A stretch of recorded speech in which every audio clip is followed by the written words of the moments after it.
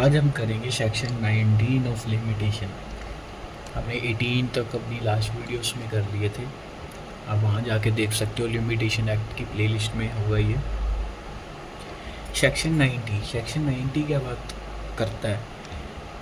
Affect of payment on account of debt or of interest on legacy. ये कहता है कि अगर आपने कोई आपने डेट देना था और उसका आपने इंटरेस्ट पेड कर दिया, और जिस दिन आपने इंटरेस्ट पेड कर दिया ना, तो वो जो लिमिटेशन है ना, अगर मैंने आपसे रिकवरी करनी है मनी की, तो वो जो जिस दिन आपने मुझे पैसे दे दिए इंटरेस्ट के, तो वो लिमिटेशन का जो स्टार्ट होगा ना पीरियड, वो उस दिन से होगा, ना कि जब मैंने आपको पेमेंट दी थी। ये आप करते हैं, हम आपको समझ में आ जाएगा। कहता है where payment on account of debt, ठीक है, or of interest on legacy. Interest on legacy मतलब जैसे किसी बंदे ने विल की और विल में आपको कुछ ऐसा मिल गया जहाँ से आपको उसका इंटरेस्ट आ रहा है। जैसे विल में आपको कर दिया कि ये मेरा रेंट, मेरा ये घर है और घर का ये जो रेंट है ये मतलब मेरे एलआर को मिलेगा, उस पर कोई अगर इंटरेस्ट है, वो उस चीज़ की बात कर रहा है। Is made before the expiration of the prescribed period by the person liable to pay the debt or legacy or by his agent duly authorized in this behalf. ये याद रखना, बाय हिज एजेंट, ये important है। ये काफ़ी pre के exam में आया ये क्वेश्चन। ये वो बात कर रहा है कि अगर कोई डेट की पेमेंट या इंटरेस्ट ऑन लीगेसी अगर उस टाइम पीरियड से पहले दे दिया उस बंदे ने जो इसके लिए इंटाइटल था, जो जिसने ये पैसे पेड करने थे, उसने या उसके और बाय हिज एजेंट, या उसके एजेंट ने जिसको ड्यूली उसने इंस्ट्रक्शन दी हुई थी इसको पैसे देने की, वो कहता है a fresh period of limitation shall be computed from the time when the payment was made. जो फ्रेश पीरियड होगा ना लिमिटेशन का, वो जब उसने पेमेंट की जब से गिना जाएगा, ना कि जब मैंने उसको पैसे उसने देने थे मुझे। जब उसने मुझे पैसे दे दिए, पेमेंट दे दी, तो जो फ्रेश पीरियड है लिमिटेशन का, वहाँ से गिना जाएगा। आगे आ गया provision provided that save in case of payment of interest made before the 1st of January 1928, an acknowledgement of the payment appears in the handwriting or in writing signed by the person making the payment। ये वो बात कर रहा है, अगर कोई interest जो 1st of January 1928 से जिस बंदे ने दे दिया और जिसकी राइटिंग शो रही है, तो वही माना जाएगा कि उसने पेड की है। Explanation for the purpose of this section where mortgage land is in the possession of a mortgagee. जहाँ जो मॉर्गेज लैंड है इज इन, ये पता शो हो रहा है कि जो in the possession of mortgagee, मतलब मॉर्गेजी के पोजेशन में है। मॉर्गेजी जिसके नाम पे हमने अपनी प्रॉपर्टी को मॉर्गेज किया। The receipt of the rent और produce of such land shall be deem to be a payment. मतलब जो मॉर्गेजी है ना, और उसका अगर कोई रेंट आ रहा है या कोई प्रोड्यूस आ रही है या उस लैंड में से कुछ आ रहा है, तो वो माना जाएगा कि वो पेमेंट ही थी इस सेक्शन के लिए। मतलब सपोज करो मेरी कोई प्रॉपर्टी है, मेरी प्रॉपर्टी मैंने मॉर्गेज की हुई है, और मेरी प्रॉपर्टी अपनी मॉर्गेज की हुई है सी के नाम पे। जो वो प्रॉपर्टी पे जो कोई भी रेंट आ रहा है ना, उसकी रसीद होगी या उसमें से कुछ भी आ रहा है, तो इस सेक्शन के लिए उसको पेमेंट माना जाएगा। आगे आ गया B, that does not include money payable under a decree or order of a court.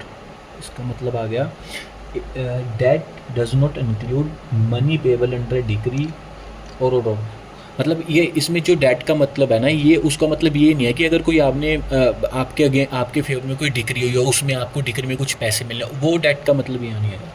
Simple भाषा में सेक्शन 19 ये बता रहा है कि अगर आपको कोई पेमेंट आती है, कोई आपको इंटरेस्ट आ रहा है, इंटरेस्ट आपका किसी भी चीज़ का हो सकता है, लेकिन जो इंटरेस्ट है ना, वो जो अगर डिग्री में आपको कोई अमाउंट मिली हो, वो नहीं होगा। आपको वो उस बंदे ने दे दिया, या उसके ऑथोराइज जो उसने कोई अपना एजेंट था उसने दे दिया प्रिस्क्राइब पीरियड से पहले, तो जो फ्रेश पीरियड होगा ना, वो वहाँ से गिना जाएगा जिस दिन उन्होंने पैसे हमें दिए हैं। ये आ गया सेक्शन 19। अब आगे आ गया सेक्शन 20 हमें बताता है अफेक्ट ऑफ एक्नॉलेजमेंट और पेमेंट बाय अनदर पर्सन। आपने देखा होगा ऊपर जो हमने सेक्शन 70, 80, 19 में पढ़ा ना कि ड्यूली पर्सन ऑथोराइज्ड, उसका इस सेक्शन में उसको बताया गया कि वो बंदा है। The expression of agent duly authorized in this behalf in section 18 and 19, जो ऊपर बताया गया है हमें, in the case of a person under disability, कोई अगर बंदा डिसेबिलिटी में है, include his lawful guardian, committee, manager और an agent duly authorized by such guardian, committee, manager to sign the acknowledgement और मेक द पेमेंट। अगर कोई बंदा सपोज अगर कोई बंदा ए है जो उसको कोई डिसेबिलिटी है और उसका कोई भी मैनेजर या कोई लीगल जो गार्डियन है उसने भी अगर कोई बंदा अपॉइंट किया हुआ उसको भी हम ड्यूली ऑथोराइज्ड बंदा कहेंगे कि इसको ड्यूली ऑथोराइज्ड उस बंदे ने किया है। ये सब सेक्शन 1 होता है। सब सेक्शन 2 क्या कह रहा है, nothing in this side sections renders one of several joint contractor partner executor. ये इंपॉर्टेंट है। ये कहता है ऐसा इस सेक्शन में 18, 19, 20 में ऐसा इस सेक्शन में ऐसा कुछ भी नहीं है जहाँ जो कई जो एग्ज कॉन्ट्रैक्टर्स हैं, पार्टनर्स हैं, एग्जीक्यूटर हैं या मोर्गेजी हैं, ये उन पे अप्लाई होगा। कॉन्ट्रैक्टर आ गया, एग्जीक्यूटर आ गया, पार्टनर आ गया, मॉर्गेजी आ गया। Chargeable by reason only of a written acknowledgement signed by or of a payment made by or by the agent of any other or other of them। मतलब ये कह रहा है कि अगर जहाँ पर किसी एक बंदे ने, कई कॉन्ट्रैक्टर हैं, कई मॉर्गेज, उन्होंने एक बंदे, उनमें से एक बंदे ने अपना कोई एक्नॉलेजमेंट कर दी तो भी जो बाकी बंदे हैं ना उनको नहीं किसी तरीके से बाउंड कर रहे। सपोज करो कोई बंदा पार्टनर है, वो अलग चीज़ है कि पार्टनरशिप एक्ट में आपकी लाइबिलिटी क्या होगी, लेकिन वो कह रहा है कि इस सेक्शन में अगर एक बंदे ने अपना कुछ कर दिया तो अगर उसने एक बंदे ने अपनी एक्नॉलेजमेंट दे दी तो बाकी के एक्नॉलेजमेंट उनके जो बाकी हैं उनको कोई बाउंड नहीं करेगा। सब सेक्शन 2 ये कह रहा है, ठीक है। अब आगे आ गया सब सेक्शन 3। सब सेक्शन 3 कह रहा है, कहता for the purpose of this the set sections. मतलब अगर आप ऊपर आपने जो सेक्शंस पढ़े हैं 18, 19, 20 इनके लिए कहता है एन एक्नॉलेजमेंट साइंड और payment made respect of any liability. आपने कोई पेमेंट की किसी भी लाइबिलिटी में और बाय ड्यूली ऑथोराइज एजेंट या किसी एजेंट, आपके एजेंट ने की, और any limited owner of property या किसी प्रॉपर्टी का ओनर था उसने अपनी कोई एक्नॉलेजमेंट कर दी, who is govern by Hindu law, Hindu law में जो गवर्न करता है, शैल बी वैलिड एक्नॉलेजमेंट। वो वैलिड होगी, आप उसको ये नहीं कह सकते इनवैलिड है। कोई भी आपका बंदा करे जिसको आपने इंस्ट्रक्शन दी हुई थी, ठीक है। और पेमेंट एज द केस में कोई भी पेमेंट करे against a reversioner succeeding to such liability. वो कहता है एक्नॉलेजमेंट उसके लिए भी होगी जो रिवर्सनर होगा उस प्रॉपर्टी का। आपको एक इसकी एग्जांपल बताता हूँ। सपोज ए ने अपनी प्रॉपर्टी बी को दे दी लाइफ की, मतलब ए ने कहा कि भाई ये मेरी प्रॉपर्टी है बी को, कि तू जब तक जिंदा तू इस प्रॉपर्टी को एंजॉय कर। तो इसमें क्या होता है, बी को प्रॉपर्टी आ गई लाइफ स्टेट के लिए। जो बी है ना, बी उस प्रॉपर्टी पे लोन ले लेता है सी से। बी ने प्रॉपर्टी पे लोन ले लिया सी से, तो यहाँ पर जो बी ने लोन ले लिया, बी ने कुछ टाइम बाद कहा कि भाई मैं लोन नहीं दूंगा। वो कुछ करते करते सी ने उसको कुछ प्रेशर डाला, तो बी कहता है ठीक है मैं तुझे कुछ अमाउंट दे देता हूँ। बी ने कुछ अपनी अमाउंट दे दी प्रिस्क्राइब्ड पीरियड से पहले, मतलब बी सी उसके अगेंस्ट कार्रवाई करने लगा था तो उसके पहले ही बी ने या उसके बाद उसने कुछ कार्रवाई करने से पहले अपनी कुछ पेमेंट कर दी। बी ने पेमेंट कर दी, तो यहाँ पर बी की डेथ होगी पेमेंट करने के बाद। बी की डेथ होगी पेमेंट करने के बाद। तो ये सब सेक्शन ये कह रहा है यहाँ पर अगर बी की डेथ होगी तो वो जो प्रॉपर्टी थी वो लाइफ स्टेट के लिए थी कि लाइफ जब तक उसकी लाइफ है वो एंजॉय करे। यहाँ पर बी की डेथ होगी, वो जो प्रॉपर्टी है ना अब यहाँ पर ए के एलआर्स को चलेगी और यहाँ पर ए के एलआर्स को चलेगी। यहाँ पर ए के एलआर रिवर्सनर हो गए, उसको रिवर्सनर कहते हैं। यहाँ पर चलेगी ए के एलआर को, तो वो कहते हैं जो लायबिलिटी उस प्रॉपर्टी पे अभी भी है ना, जो उसका लोन लेना है, लोन बी ने सी को देना था, तो अब यहाँ पर उसकी लायबिलिटी ए के एलआर को आ गई, ठीक है। मतलब यहाँ पर वापस प्रॉपर्टी ए के एलआर के पास चलेगी और जो भी उस प्रॉपर्टी में लायबिलिटी है वो ए का एलआर देगा। ये कह रहा है सेक्शन 3A, ठीक है। अब आ गया clause B, where a liability has been incurred by on behalf of a Hindu undivided family as such, an acknowledgement of or payment made by or on behalf of duly authorized agent of the manager of the family, ठीक है, for the time being in force shall be deemed to have been made on behalf of the whole family। ये वही बात कर रहा है, अगर कोई करता किसी एजेंट को अपॉइंट करता कुछ अमाउंट देने के लिए, कोई काम करने के लिए, वो कहता अगर वो एजेंट ने जो काम कर रहे वो होल फैमिली को बाउंड डाउन करता है। ये आपका कहता है सेक्शन 20। अब आगे आ गया सेक्शन 21।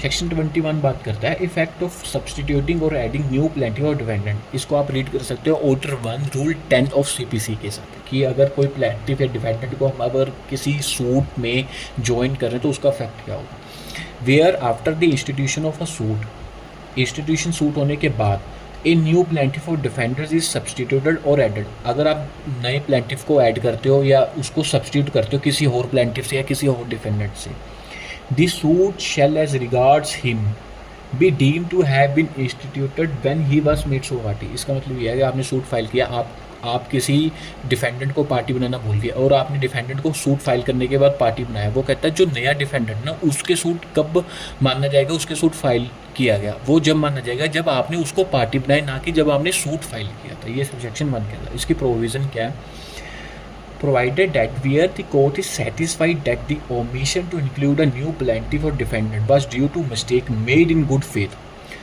ये प्रोविज़न ये बताती है कि अगर कोर्ट को लगे ये कोई बोनाफाइड मिस्टेक थी डिफेंडेंट या प्लेंटिफ की, कि वो नया प्लेंटिफ या नया डिफेंडेंट नहीं बना सका at the time when he filed the suit, तो वो कहता कोर्ट इट में, ये डिस्क्रिशन पावर, इट में direct that such that the suit as regards such plaintiff or defendant shall be deemed to have been instituted on the earlier date। तो court क्या कर सकती है उस केसेस में, उसको लगता हुआ तो वो ऐसा कह देगी कि जो सूट फाइल, जब प्लेंटिफ को नया प्लेंटिफ बनाया, नया पार्टी ऐड किया एज ए डिफेंडेंट, उसके अगेंस्ट जब फाइल किसी और पहले डेट के किया हो, ये नहीं कि जब उसको पार्टी बनाए, जब उससे पहले भी कोर्ट कह सकती है कि ये जब पहले ही पार्टी था।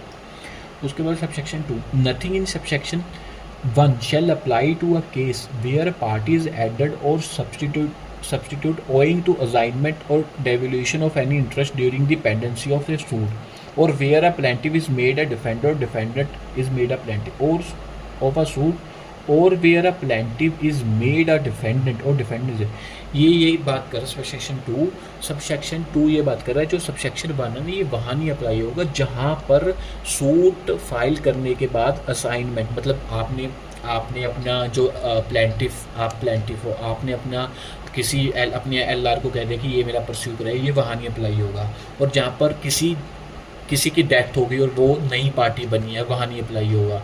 या उस केस में जहाँ पर आपने प्लेंटिफ को डिफेंडेंट बना दिया और डिफेंडेंट को प्लेंटिफ बना दिया, ये वहाँ नहीं अप्लाई होगा। ये वहाँ अप्लाई होगा जहाँ किसी गलती से रह गया, मतलब किसी की डेथ हो गई ड्यूरिंग दी सूट, आपने उसके एलआर ले गए, तो एलआर के अगेंस्ट सूट पहले से ही माना जाएगा। ये नहीं आप कह सकते कि जब उसको पार्टी बनाए जब से।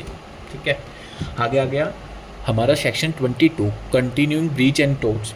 In the case of continuing breach of contract, or in the case of continuing tort, a fresh period of limitation begin to run at every moment of this time during which the breach or the tort as the case may be continue। मतलब अगर कोई contract का breach किया आपने, तो अगर continue breach होता है तो उसका टाइम जो लिमिटेशन होगा ना, वो ये नहीं है कि जब उसने पहली बार किया, ये कंटिन्यू चलता रहेगा जब तक उसने ब्रीच किया। आगे गया 23, suit for compensation for act not actionable without special damages. In the case of A suit for compensation for any act, अगर आपने सूट फाइल करना था किसी भी एक्ट के लिए, कंपनसेशन के लिए, which does not give rise to cause of action, आपको लेकिन वो राइज कोज ऑफ एक्शन के लिए आपको अभी कोज ऑफ एक्शन नहीं मिला, आपने सूट फाइल करना है। Unless some specific injury actually result therefrom, आप जब तक सूट फाइल नहीं कर सकते जब तक आपको कोई उस कॉन्ट्रैक्ट से, उस एक्ट से आपको लगता है कि मुझे इंजरी हुई है और मैं कंपनसेशन लेने के लिए लायबल हूँ, जब तक आपको डैमेज ना हो। आप कहते हैं जब तक फाइल नहीं कर सकते, ठीक है, जब तक आपको एक्चुअली इंजरी ना हो। The period of limitation shall be computed from the time when the injury result. Simple भाषा में अगर आपने कोई सूट फाइल करना है ऐसे एक्ट का, किसी दूसरे बंदे ने आपसे किया और आप कंपनसेशन की सूट फाइल करना, वो कहते हैं कि वो पीरियड ऑफ लिमिटेशन जब होगा जब आपको इंजरी का रिजल्ट मिलेगा। आपको इंजरी आज हुई, आपको अभी उसका रिजल्ट नहीं आया, आपका मतलब क्या इंजरी है क्या नहीं है, तो आप कहते हैं जो लिमिटेशन पीरियड होगा स्टार्ट होगा जब से होगा जब आपको उसका रिजल्ट आया, ये एक्ट मेरे साथ हुआ और मुझे ये रिजल्ट